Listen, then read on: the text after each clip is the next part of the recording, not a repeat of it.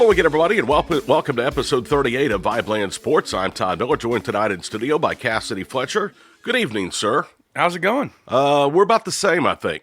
Fair to Bedlam with a lot of allergies. Oh, yeah. It's not been a real fun week or so plus for me, but, you know, we're going to make through it. The only one that appears to be healthy, JB, Josh Bill with us. How are you, my friend? Pretty good.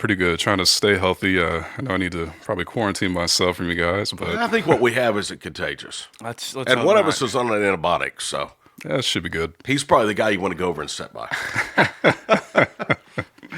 We got a lot to talk about. Bedlam, Oklahoma City Thunder, the NFC East, Freddie Kitchens, and the Browns. Boy, they did it again this past weekend in college football.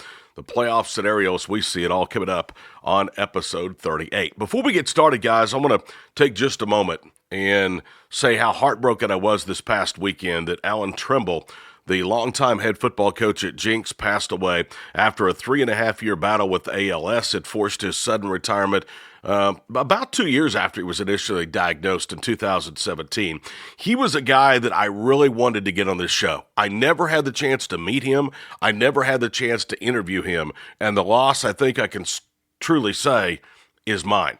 You listen to all the tributes, you read all the tributes about this guy, and while he won 252 games and remarkably only lost 43 in a 22-year career in suburban Tulsa, that doesn't even begin to tell the story of Allan Trimble. He was a Christian man who transformed the lives of a lot of players, really good players. But if you didn't conform to his system, he didn't care who you were. You were going to not play for him. And he did things the right way. A class guy who I think in the face of adversity with an absolute horrible opponent in ALS, which is Lou Gehrig's disease, showed us all how courageously to face death, to face our own mortality. And he certainly will be lost. I know that later in the week they're going to have funeral services in Tulsa, and you can bet that place will be packed. I mean, the tributes from not only high school coaches, former players, but people with Oklahoma State, Tulsa that have dealt with him, just tells you all you need to know about Allan Trimble, who again passed away over the weekend at age 57 after a 3.5-year battle with ALS. His career, to me, is just mind-boggling. 252 wins, 43 losses. He began his career, and it wasn't maybe the most positive hire because he was the offensive coordinator at Jenks. He began his career leading the Trojans to 6 consecutive state titles. Now think about this. 22 years as a head coach, the man won 13 state champions and was in the finals 4 other times. 17 times out of 22 years, an Allan Trimble coach team was in the state championship game in the state's highest classification. I know that Jenks has all the resources. I know that they have not split. I know that they have all the numbers. But so does Broken Arrow, so does Owasso, and so does Tulsa Union. And he was competing with those other 3 powerhouses on the east side of the state year in and year out and still managed to win 17 district championships.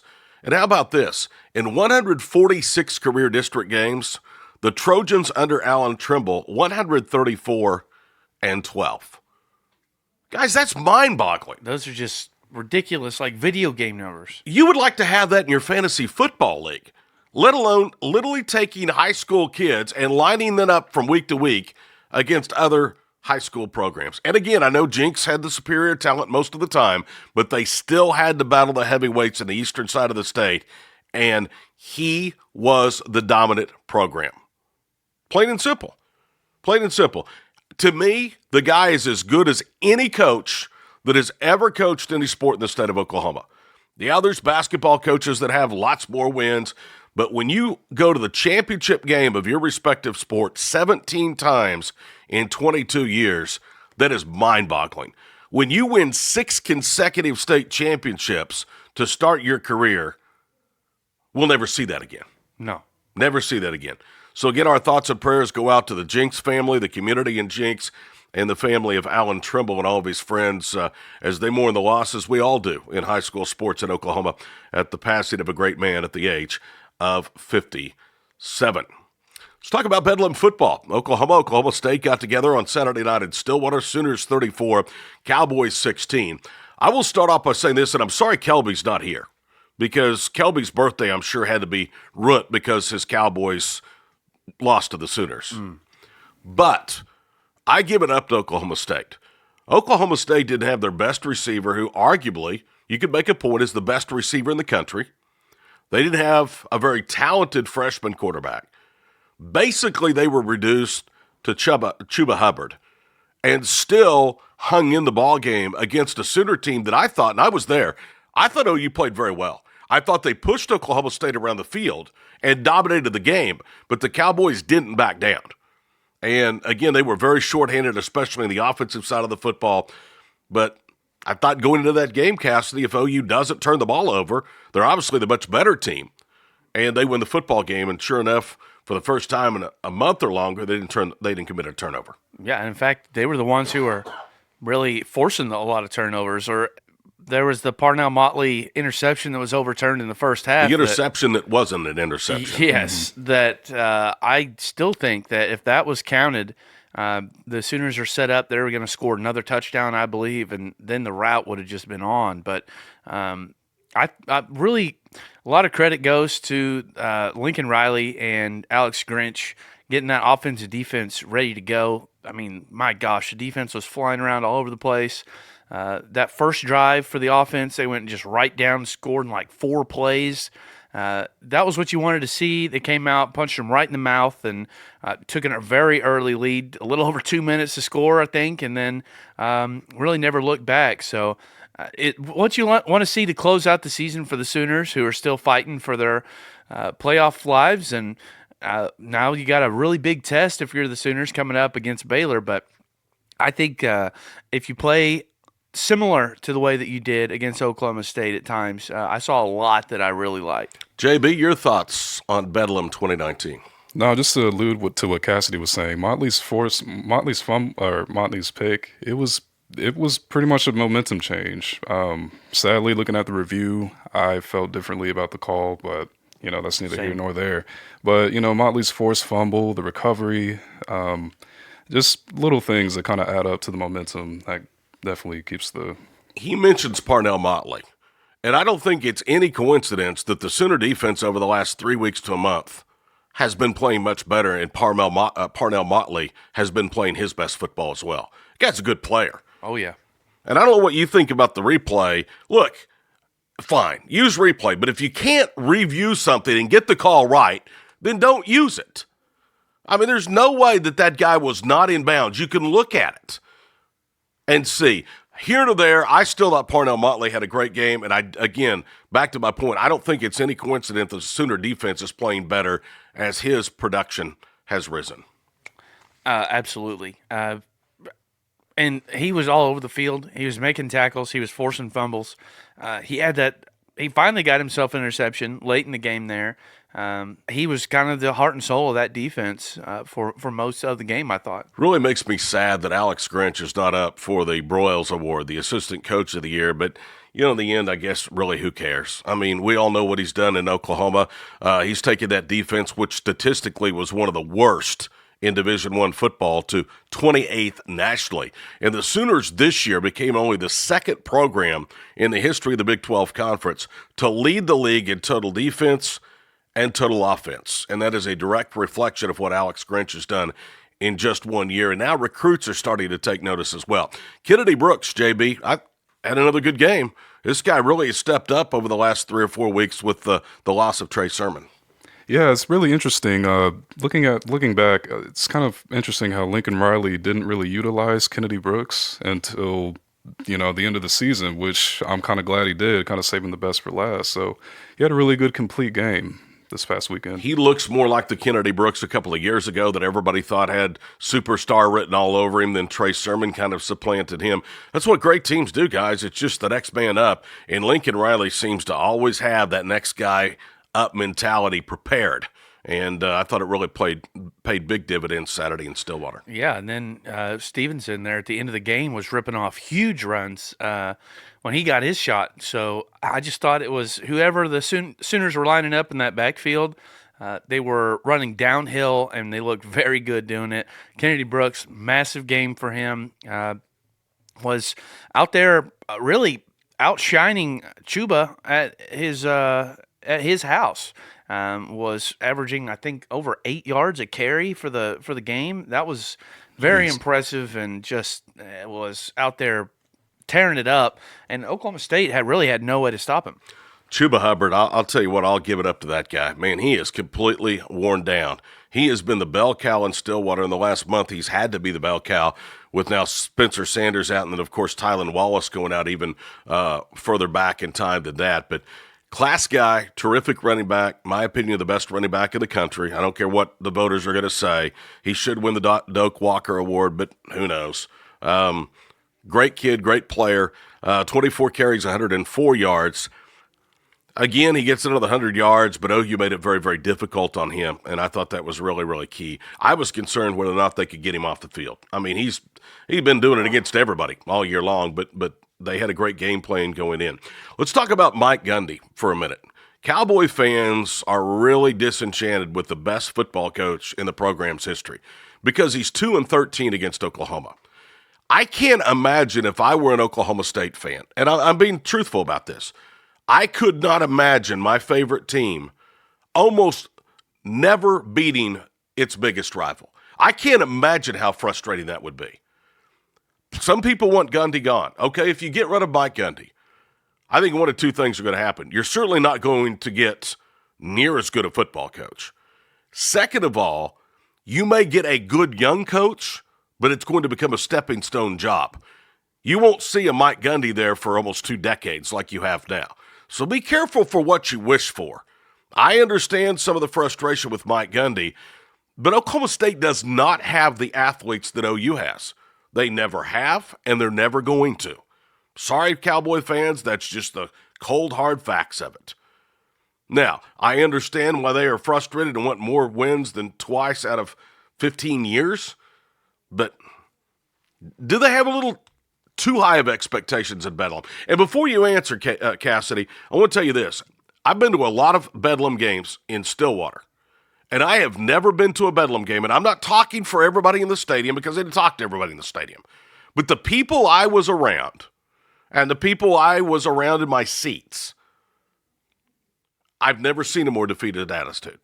They literally did not think Oklahoma State was going to win the football game. I'll give you an example. They scanned my ticket to go into the stadium, and this young kid goes, "Have a good evening and enjoy your win." Oh, wow. This is a guy that's working for the OSU athletic department on a voluntary basis, probably, scanning a ticket, going, "Enjoy your win tonight." It just was a different atmosphere. There was no confidence, I thought, on the part of Oklahoma State, at least their fans, the people I talked to and were around. Not everybody, but just didn't feel like there was a lot of confidence going to that game.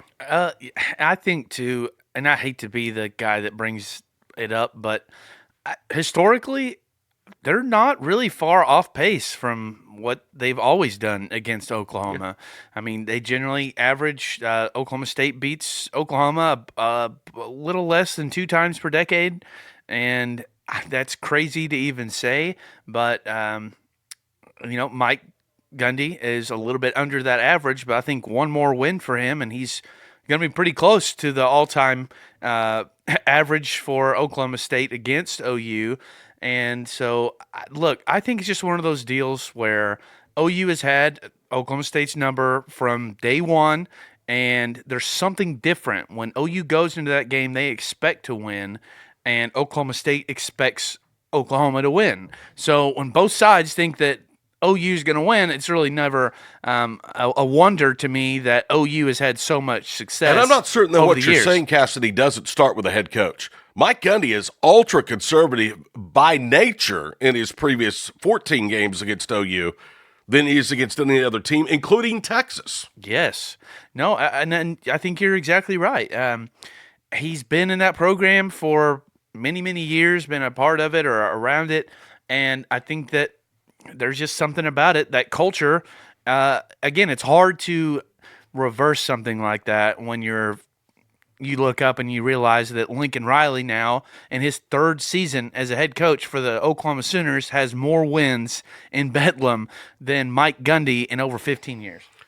Unreal. I mean, 89 wins, 18 losses, the series. That's just unfathomable to me. And again, I get the frustration on the part of Oklahoma State fans, but I just don't think you can put all of your eggs in one basket. I mean, that's not an achievable goal every year to beat OU. So, and keep in mind, over the last decade, Oklahoma State has the second best program in the Big 12 Conference. Easily. And other than Texas and other than Baylor, nobody has more wins against the University of Oklahoma in the decade than Oklahoma State. So you've had success. I think this program has overachieved. They should not be the second best program in the Big 12, but they are. There's a program down south that would love to have had the last decade Oklahoma State's had. I, again, understand the frustration, but look at the big picture. Yes, I think that's exactly right. You have to look at the overall picture of it, and I mean, look, Gundy has done incredible things. You look at him on the all-time coaching list for the Cowboys, and he's by far and away either the number one or top two guys on almost every single statistic. Yeah, he's a good football coach. There's some things he does that I don't always agree with. Sometimes I think nationally, when it comes to some prestigious jobs, he's even mentioned for jobs that I don't think he really should be mentioned for. But when you look at the totality of his work in Stillwater, you're not going to get any better than Mike Gundy. And you're certainly not going to get somebody that knows what recruiting to Stillwater is about like Mike Gundy does. He's done a great job. I understand the frustration with the Bedlam series, but he's no different than anybody else, and collectively he's had a ton more success. Let's move on to the NBA. The Oklahoma City Thunder has a home game on Wednesday night, but as we record, 8-11, and I know it's December, very early December, but right now they're only a half game out of 8th place in the Western Conference standings. And I bring that up because I don't think anybody's ever thought we were going to be a half game out of the 8th and final playoff spot, except maybe after opening night. This Thunder team, man, I like it, guys. I love watching them play. And with all due respect to Russell Westbrook and Paul George, it is just a much better product to watch. Does that mean they're going to end up having long-term success like that group did? No. But I can tell you this, from what I'm sitting here watching, this rebuild is not going to be near as painful as a lot of rebuilds for NBA teams, or it could be here at Oklahoma City. Yes, and look, I credit a lot of that to Chris Paul and his leadership, being willing to come in and just accept his role. And then Danilo Gallinari could not ever stand the guy. See, I've always kind of liked him. Man, he's been one of my least favorite players. Well, part of the problem was he was with the Nuggets for a long time. That's exactly right. Good point. And if you play for Denver even a little bit, you're just going to be somebody that I'm willing to root against very easily. But what he's been able to do, his efficiency numbers, and just going out there and I felt like he used to always kill the Thunder. Well, now he's actually killing for the Thunder out there. And those two guys are kind of leading a group of really young, fun Thunder players that are up and coming that we're going to be seeing, I think, for the next several years. And look, outside of Baisley and SGA, we may not see anybody on this team again after this season, but it is so much fun to watch those guys and to see them out there night in and night out looking like they're just having fun playing and keeping it close, and they hardly ever get blown out. They always seem to be in the mix for a win, and that's really all you can ask for in a rebuild. You know, you look at their wins, and they're not all that impressive. They've beaten New Orleans 3 times. They've beaten Golden State 3 times. But keep in mind, I can't imagine there's been anybody that's had a more difficult schedule the first month of the year. Played 3 consecutive games against the LA teams, who are thought unanimously to be the top 2 teams in the Western Conference. They very easily could have won 2, if not all 3 of those games. So you're right, they've been in a lot of games. As far as Chris Paul is concerned, I loved Chris Paul when he was here with the Hornets. I love the young Chris Paul who was humble. I haven't felt like he's been that same guy the last several years. And I think he was unhappy in LA. I think he did not like Houston at all. I know he's upset because he got traded and they didn't tell him, but I don't think that was a good situation. I watched him last year when the Rockets were in town, and he looked like a shell of his former self. Now, I'm not saying he's the fountain of youth and has revisited here in Oklahoma City. That's not the case. But he looked like an old, tired, broken-down man last year with the Rockets. This year, to his credit, because I think if you gave him truth serum, he would say, no, I don't want to be here. I want to be somewhere else. To his credit, he has been as professional in his approach to this situation with the Thunder as anybody could ever hoped for an NBA player to be. And I think he looks like he's been rejuvenated just a little bit. He is really playing well. And I think Chris Paul, his influence on this team will not be measured in however many games, weeks, or months he's in Oklahoma City. It's going to be with the young people and how they continue to develop as NBA players. And I think having a Chris Paul in the locker room has been so beneficial for this young basketball team. And I applaud Chris Paul for the job he's doing. Danilo Gallinari, I always liked him. He's not ever been the most popular player in the NBA. I always thought he could shoot the lights out of it. My only regret was Oklahoma City couldn't find a way to get him back in the glory days when they needed a guy to stretch the floor. But he's done everything that can be asked of him as well. Steven Adams seems to have found his little niche. Has been playing very, very well as of late. I love this team. And I don't know how many. I said on our previous show, I think they win less than 32 because I don't think this whole team's together. If this team's together, they're going to win more than 32 easily. But enjoy it while you can. I think the future is very bright in Oklahoma City. Now, I do have a question for you guys. If you're Sam Presti, and this continues at this pace, and you hover around the Mendoza line for the playoffs, do you consider keeping this team together and maybe making a little bit of an addition and trying to sneak into one of the two final playoff spots? Oh, man. Here's the problem they have. Chris Paul has a contract that very few teams are going to want to touch. It was thought that Miami might be a possible landing spot for him.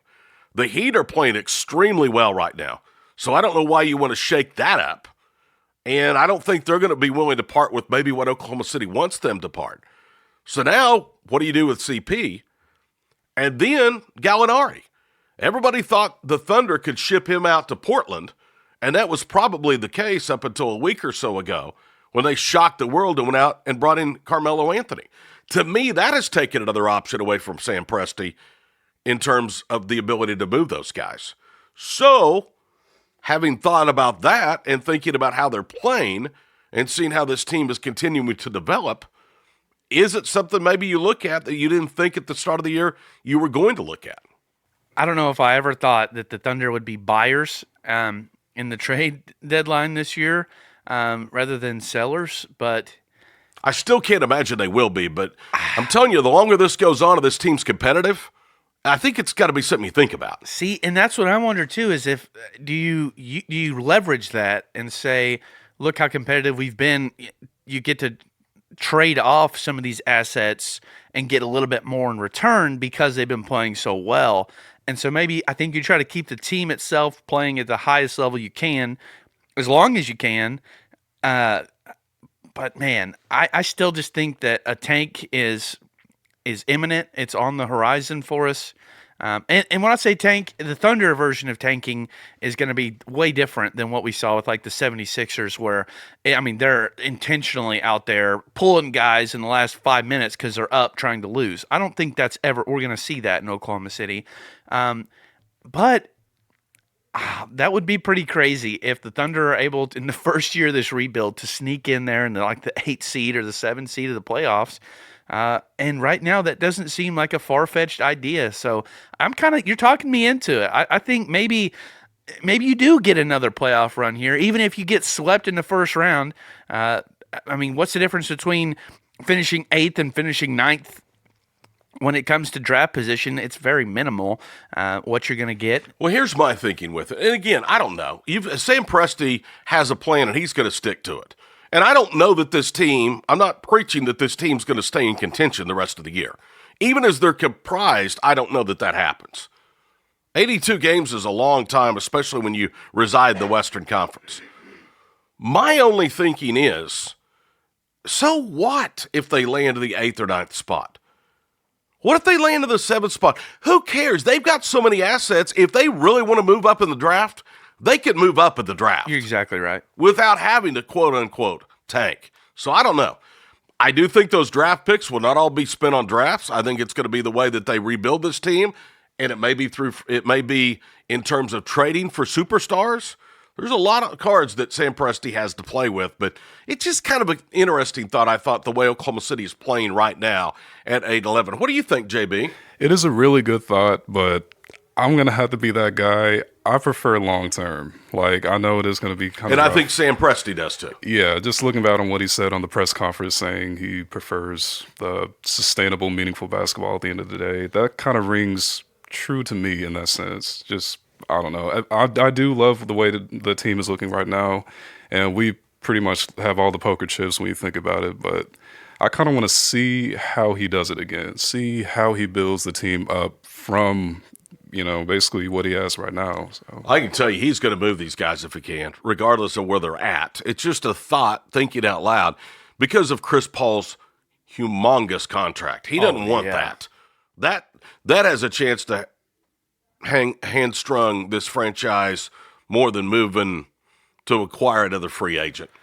Yeah, and I've wondered if maybe we even have to ship something else out, some of these other draft picks that we have with Chris Paul in order to get some kind of small return just as a salary dump for somebody else. And, I think we're going to – if I'm a team out there on the edge and I can get Chris Paul and some kind of future draft pick just to get him off the hands of the Thunder, I'm doing that all day, every day.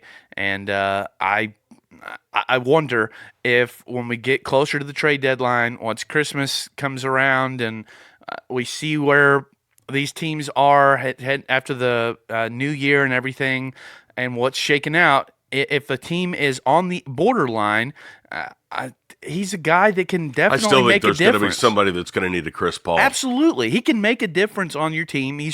You're seeing what he's been able to do and how he's been able to buy in to the Thunder. And I think all that does is just make him more valuable whenever you do inevitably trade him, whether that is this season at the trade deadline, or maybe he ends up staying the whole season and you can't make a move till sometime in the summer. But I think his overall value is doing nothing but just going up, and especially as we get closer to the end of that contract, it's less guaranteed money that you're going to have to spend. I mean, I knew in training camp that there was some talent to this team. I knew they were not devoid of talent, but I don't know that I would have thought the schedule that they played, they would be 8-11 after 19 games. In fact, I know I didn't, because I didn't think Golden State was going to be 3 almost guaranteed wins.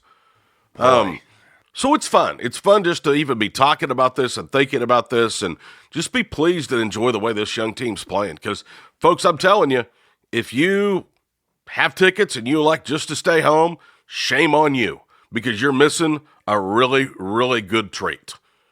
This team right now exemplifies Oklahoma City and exemplifies the state of Oklahoma. They're blue collar. They're not going to go out and beat anybody by 30 points every night. They've got to work and earn everything that they get, and they have so far. And I think that's why this fan base has taken a liking to this team. So, again, if you haven't gone out, you have a chance, get out there and watch the Thunder, man. I'm telling you, I've even stayed up and watched West Coast games, and I didn't even do that the last couple of years. So, anyway, congratulations to Sam Presti, Billy Donovan doing a good job as well. The Thunder 8-11 as they embark on the schedule starting on Wednesday night. We'll take a break. When we return, we're going to talk pro football, the NFC East. We're going to talk about the Cleveland Browns, college football, the playoff outlook, and we'll have our VIBELAND Sports fan poll question of the week. This is episode 38 of VIBELAND Sports, a weekly presentation of VIBELAND, Inc.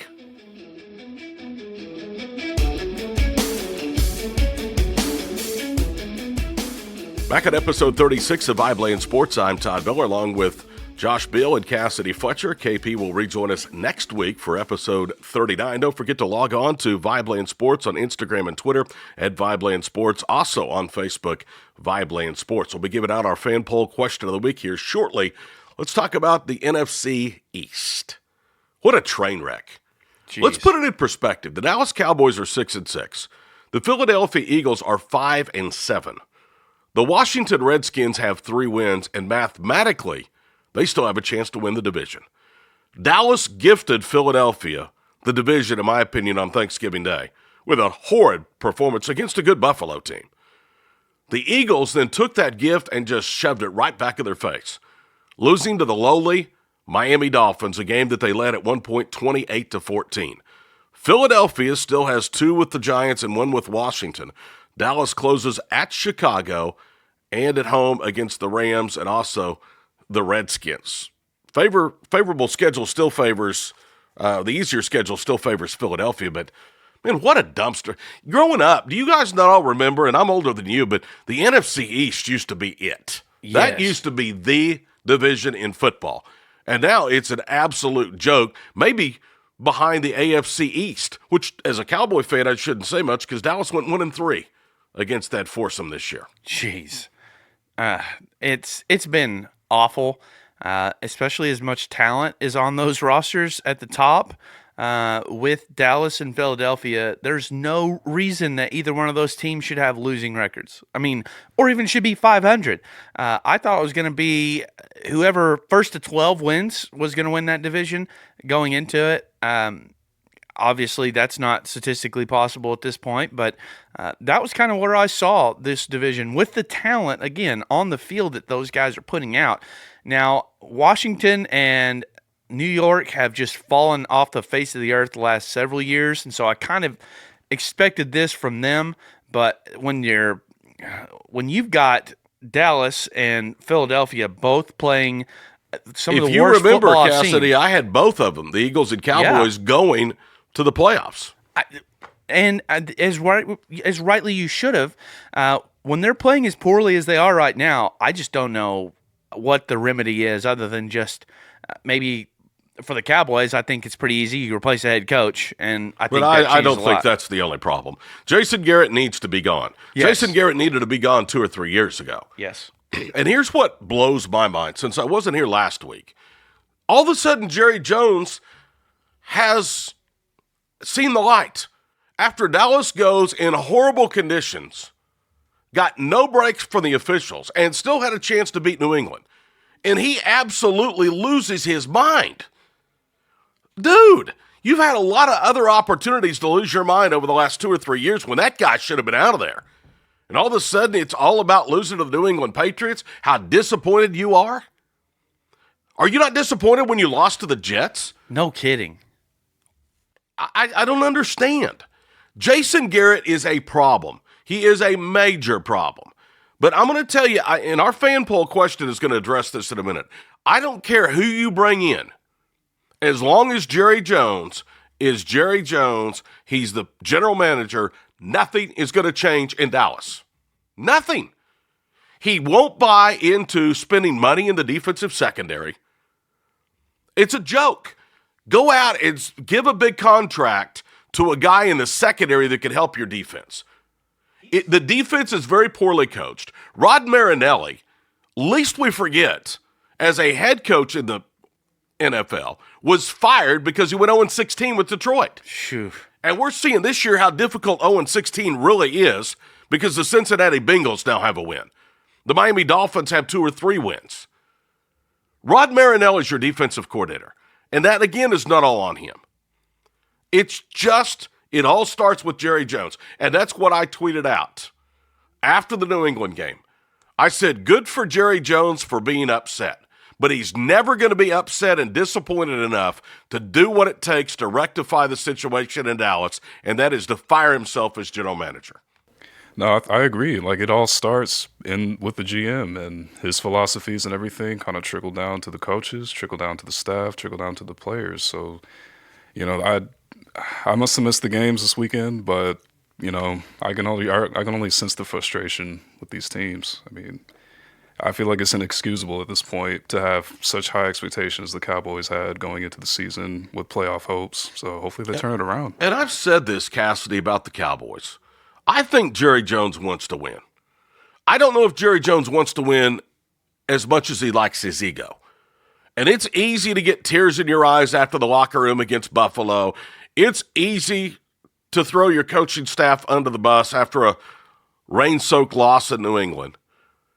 But do you really want to make the difficult call and check your ego in at the door and do what's right for this franchise? At the end of the day, I don't think he does.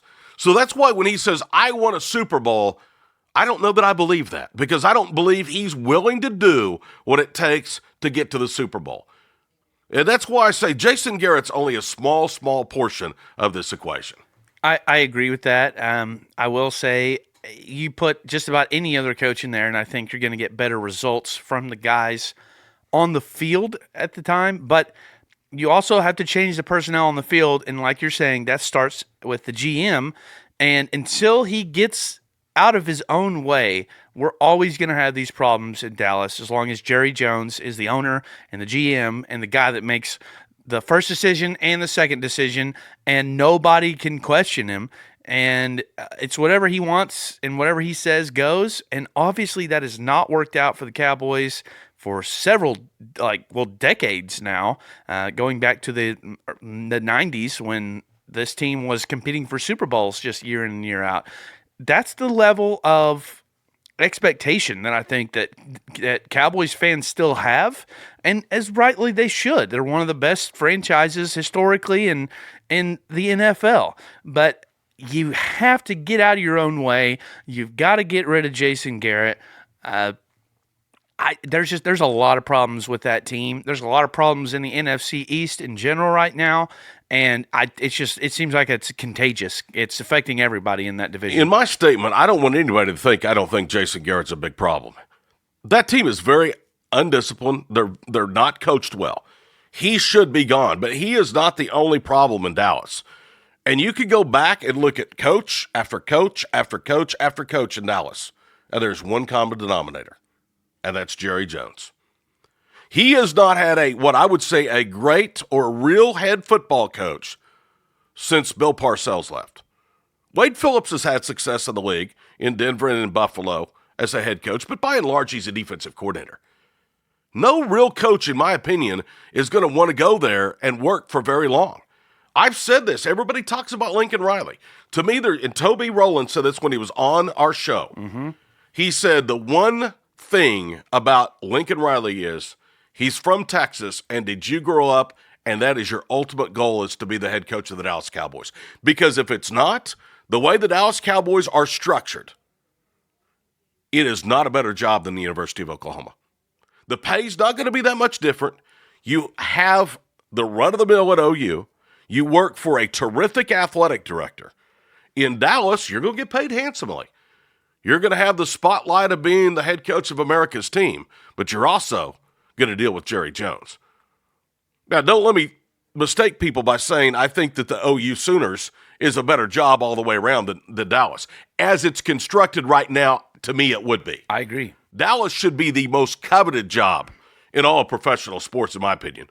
Maybe that, the skipper of the New York Yankees, or the head coach of the Los Angeles Lakers or Boston Celtics, those are jobs that are big time.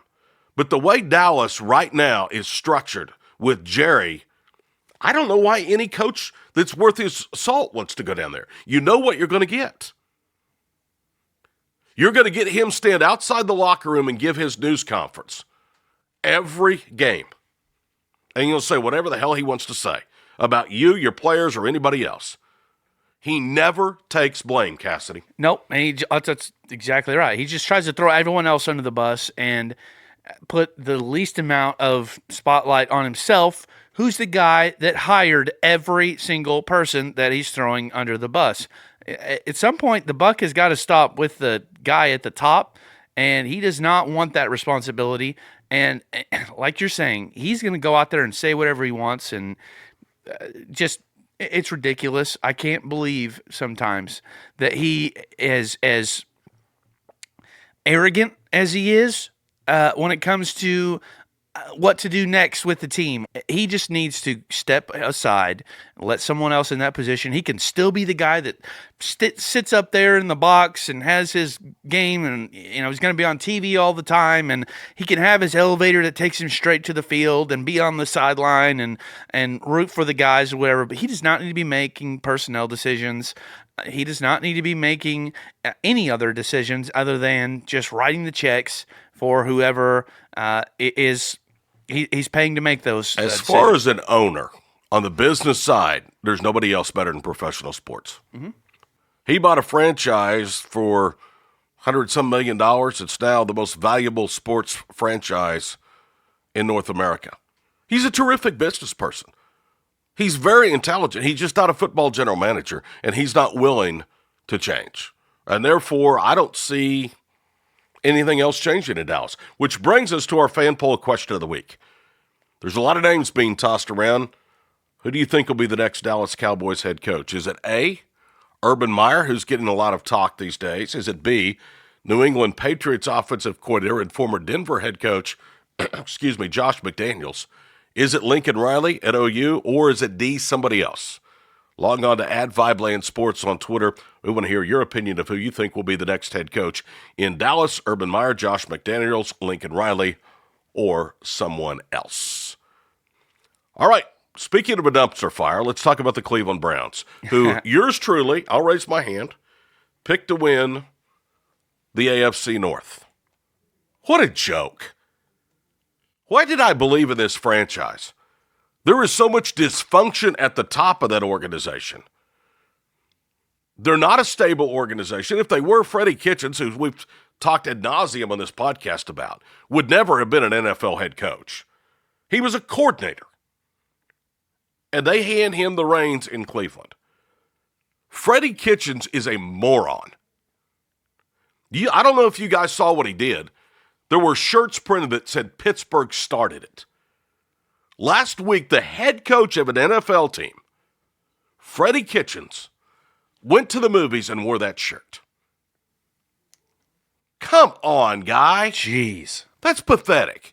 And then, all this talent that the Browns have, they can't go out and beat Pittsburgh with a third-string quarterback.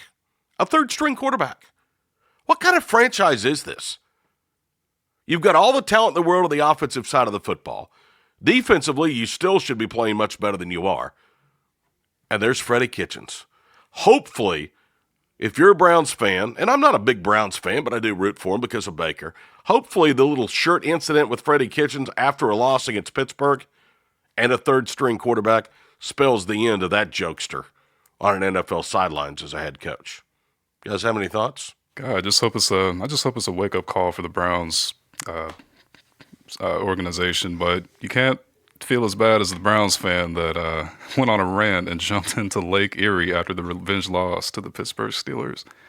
I mean, he's crazy. I think that action alone kind of speaks for itself. He's crazy. There's reasons that some organizations win every year.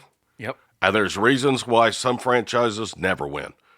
And I think the answer is pretty obvious in Cleveland.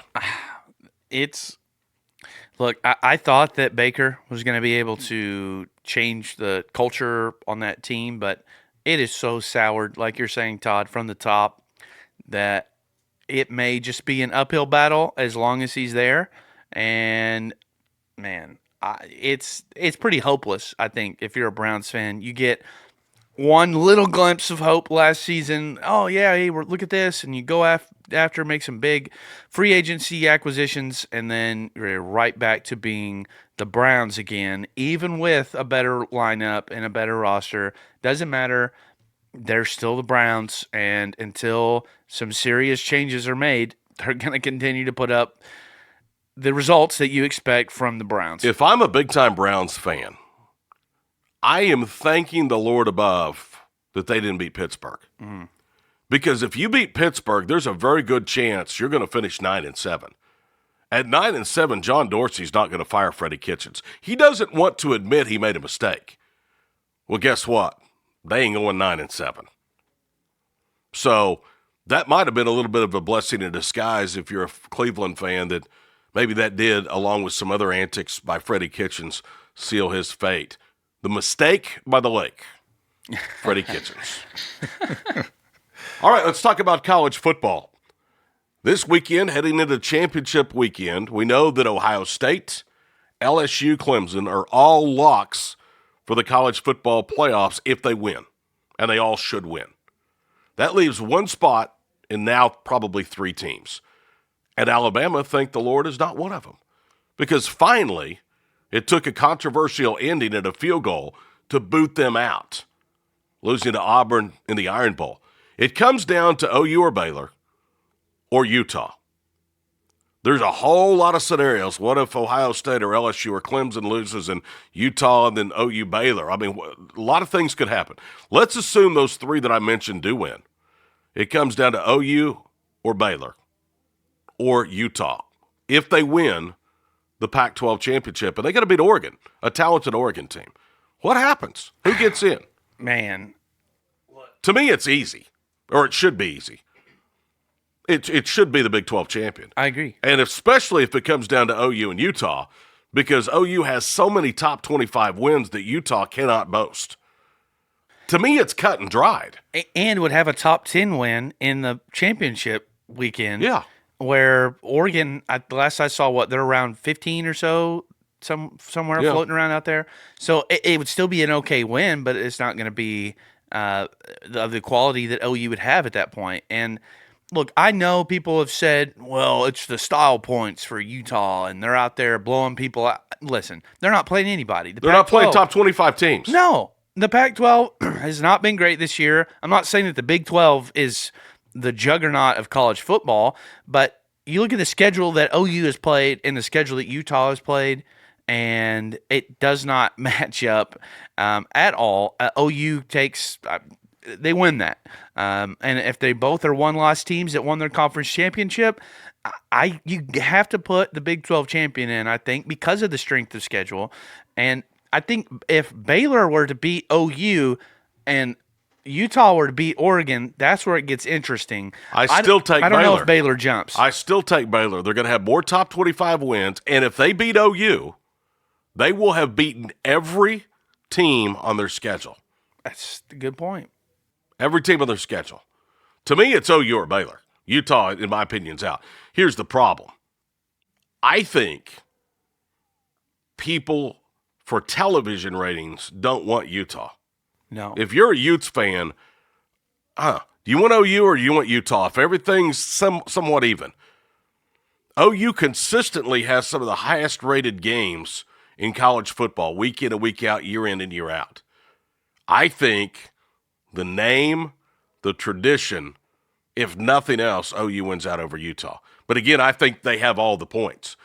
They have the wins. They have a conference championship just like Utah did. To me, it's pretty easy. But who knows? They have consistently, I feel, put Utah in front of Oklahoma, and it seems intentional. It seems like they want a Pac-12 team into this college football playoff, and I think they're going to do whatever they can to try to make that happen. I think that OU needs to be rooting for Oregon big time this weekend. I don't think there's any doubt. Which is tough. I mean, as a Sooner fan, I don't know if I'll ever be able to root for Oregon after that debacle that happened. It's been several years, but I'll never be over it. I'm just telling you, if OU wins, I just don't care. Because I think in the end, when you look at the body of work, which they claim is something that's a big, big factor, Utah can't stand up to OU. They just can't. But I'm going to tell you what, it's not a layup that OU is going to beat Baylor. Baylor is playing very, very good football. And I can tell you, for the moment that bus rolled out of Waco, headed back north to Norman after the meltdown by the Bears, they have wanted OU in Arlington. Mm-hmm. And they have played maybe their best football the last 2 weeks. I know last week it was Kansas, but I think the Bears have finally said, to hell with it, screw it. You want style points? We're going to give you style points. And they beat the holy heck out of Kansas last week, 61-6. It is not going to be a layup. I think if OU doesn't turn the ball over, they're obviously the much better team and they win, but it's a good football team. I mean, it took the biggest comeback in program history to take down Baylor the first time. It's not going to be just an easy win for the Sooners. Again, if the defense can get some – see, and I'm going to look at it the other way even. I think if the defense can get some turnovers, that Sooners offense is set up so well. Looking at Bedlam, every time that there was a turnover or even just a fumble that even if Oklahoma State recovered it, just that mentality of constantly trying to create these turnovers and to make it difficult for the offense, that was something that I think derailed Oklahoma State as much as anything in that last game. And I think if OU can do that again against Baylor and win the turnover battle, like you can't have Jalen go and fumble it on the 5 like he has been known to do, or throw a pick in the red zone like we've seen him do several weeks. He can't do that. He's got to be smarter with the ball. He's going to have the ball a lot in his hands. But look, I still like OU in this matchup. I think they're the more complete team. And I also think that when you go into a Big 12 championship, OU has the pedigree. They've been there for several years. Everybody on that team has been to 3 straight, I say most of them. Jalen has not been to 3 straight Big 12 championships, but everybody on that staff has. Just about everybody on the team has been to some kind of championship game. And so they're ready for it. They know what to expect, the level that it takes to win a championship. And I just wonder if Matt Rule and company might shrink a little bit in the moment, kind of like they did in the second half against OU when it was a really big moment, the biggest moment of their season. I don't know. They're a really well-coached football team. They're very talented, and they're going in there really with, I guess you could say, nothing to lose. They're playing with house money. Nobody thought they were going to be there, but they really do have something to lose, a possible berth in the college football playoffs. By the way, we must have nothing but Texas fans and OSU fans that either listen to this podcast or vote on our polls. This surprised me. The last poll we had, does OU make the college football playoffs? 28% said yes, 72% said no. I will say this, up until about a week ago, my opinion was if OU gets in, great. If they don't, guess what? Play better at Manhattan. Yep. But the way things have shaken out, I think now you can say that loss in Manhattan isn't near as costly. And Kansas State, you think about it, they're less than 10 points away from being a 10-2 team. And they finished 8-4. Same loss as Oregon has to an 8-4 team. So I'm just surprised. 72%. I think all the Aggies that listen to this texted their buddies and said, get on the VIBELAND Sports poll, at VIBELAND Sports on Twitter, and vote no. OU can't go to the playoffs. And I do. That was right after the Iowa State near disaster. I would say there's a lot of Sooner fans even at that point that might have been thinking. I've been steadfast as I said, look, you don't get in, blame yourself because you didn't play a complete game at Kansas State. That's exactly right. But if it's going to come down to OU, a one-loss OU team and a one-loss Utah team with their body of work, even a one-loss Baylor team with wins against every team of their schedule, Utah doesn't fit the profile to me. No. But I can guarantee you the national media, I ain't going to say it, but they want OU. They don't want Baylor. They don't want Utah. That's not a sexy appeal. OU moves meters. They move eyeballs. If the Sooners take care of business, there's no reason they shouldn't be in. They will be. I would like to have a little bit extra insurance and just watch Utah collapse in their championship game. That would give me peace of mind. JB, what do you think? Are you excited for the rematch? Oh, yeah. I mean, it was such a close game, the last game. The score, 34-30, very close game. But I think just to allude to what Jalen Hurts was saying at the end of every game is just kind of take one game at a time, kind of, feel your opponent out, watch plenty of tape because, you never know when a team's going to switch up on you. So, but I think it's going to be great. Great for the ratings, great for the fans, great for football. By the way, Oklahoma State men's basketball's for real, folks. 40-point win over Ole Miss in the championship game of the preseason NIT. I had so much fun in Stillwater beating the Cowboys on Saturday night. I've already got tickets to go back Wednesday night. I'm going to go watch the Cowboys in Georgetown. Hey. You don't see Georgetown around here very often. That's I tweeted this the other day. The best thing to happen to Oklahoma State basketball recently, Brad Underwood taking a big fat contract from Illinois.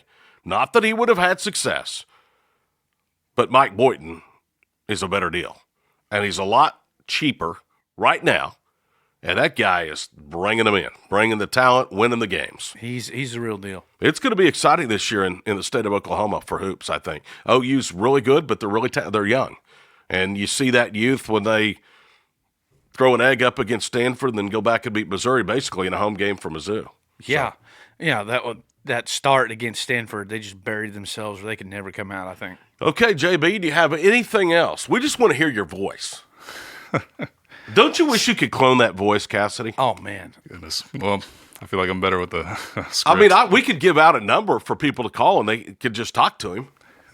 Hey, I'll take it. Any type of currency, Pay me and I'll say whatever you VBLD? want. Yeah, VBLD, right? You'll do. Yeah, we had that I'll conversation. You'll do about anything for BBLD, didn't we? Lullabies, read you a, nice little bedtime story before bed. I'll transfer some of mine to you. Sounds good. I'll look out for it. All right, guys. Good show. Enjoyed it. Get to feeling better, Casady. Oh, hey, you too, Todd. We'll get there. We got Maybe spring. yeah. Well, but we got the Christmas season coming up on us, and I always love the holidays. And I'm excited for the VIBELAND Sports Christmas party. oh man, it's gonna be a Can't lot wait. of fun. Turn up. All right, that's our show for this week. Again, don't forget our fan poll question of the week at VIBELAND Sports on Twitter. Who will be the next Dallas Cowboys head coach? Urban Meyer, Josh McDaniels, Lincoln Riley, or D. Other? Log on. We'll give you the results next week on episode 39 of VIBELAND Sports. That'll wrap it up for Casady. For JB, I'm Todd Miller. See you next time on VIBELAND Sports, a presentation of VIBELAND Media.